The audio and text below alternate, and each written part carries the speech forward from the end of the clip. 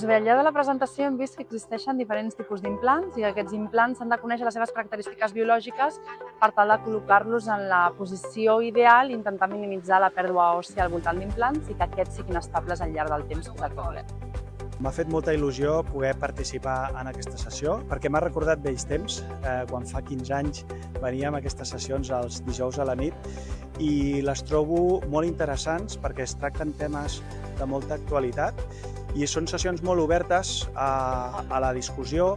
com hem disfrutat avui, que quasi que hem discutit més amb els assistents que no pas una sessió de presentacions magistrals. Per tant, dono l'enhorabona a la nova Junta del COEC per reactivar